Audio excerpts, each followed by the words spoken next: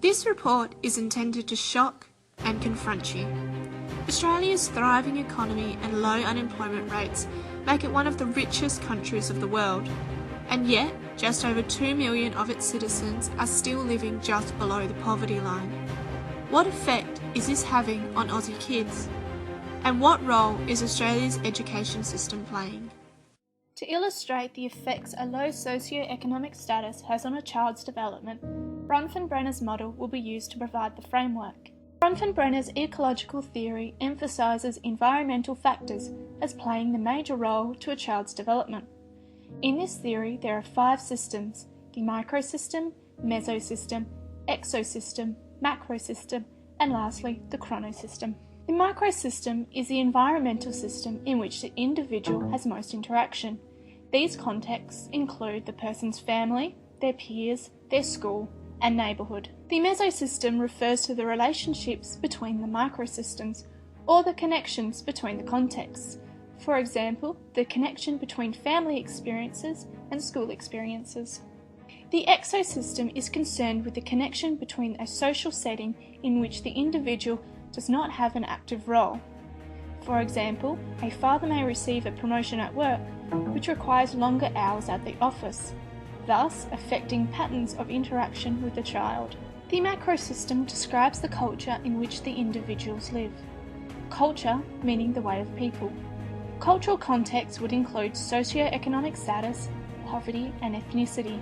Lastly, the chronosystem refers to the patterning of environmental events and transitions over the life of an individual, as well as socio-historical circumstances.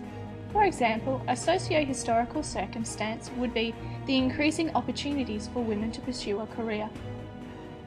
And to provide the context for our understanding is Jenny. Jenny's story is just one of many about children growing up with a low socio-economic status. This is Jenny, and this is her story.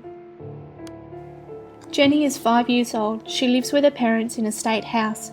Her extended family lives over 2.5 hours away, so she barely knows them due to financial restrictions. Her parents allow a 16-year-old girl to live with them in return for looking after Jenny. Jenny is also forming bonds with her teacher and educational assistant. These are the prominent figures of Jenny's microsystem. Jenny's teacher approached the principal to arrange a home visit to see if there were some strategies that could be implemented to help Jenny cope at school and increase her attendance. Reluctantly, Jenny's parents agreed, which fortunately provided a greater insight as to why Jenny was struggling at school.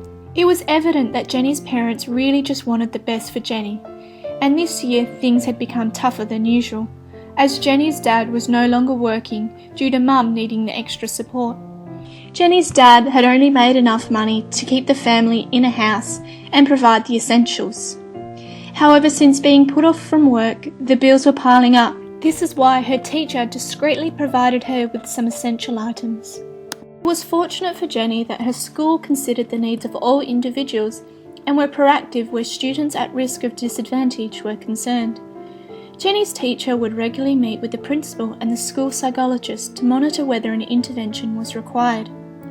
At this point, building positive classroom relationships was the main focus. This is what forms the context of Bronfenbrenner's model of the mesosystem.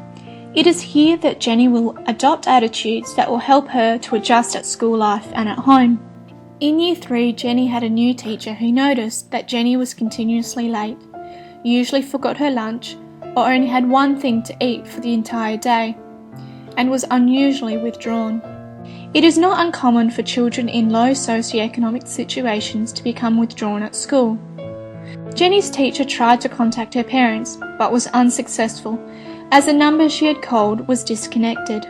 Carefully, Jenny's teacher and the principal explained to Jenny's parents some of the options they had available to them. Jenny's parents were introduced to the services that the Department of Child Protection offered. They were also introduced to Centrelink services. The parents were able to slowly get on top of their bills. The parents were now able to work towards a future that would help Jenny meet her educational potential and break the cycle of severe hardship. Jenny is fortunate that her school places their students at the centre of learning. This story began with Jenny struggling on her first day of school, to Jenny becoming a successful woman. As Jenny entered adulthood, her social network grew. She even left the shadows of having a low socio-economic status to acquire the title of a middle-class working woman. Jenny had received the support from her teachers, which enabled her to gain an education and thus enabling Jenny to secure a career. The socio-historical circumstances in which teachers are more concerned with their students finishing school, and the greater social acceptance for women in the workplace. In regards to Jenny's chronosystem, her transition from poverty-stricken child to an independent, driven woman is a result of the transitions which took place throughout her life. With the assistance from her teachers, Jenny's story is an inspiring story of how supportive parents and teachers can break the cycle of poverty.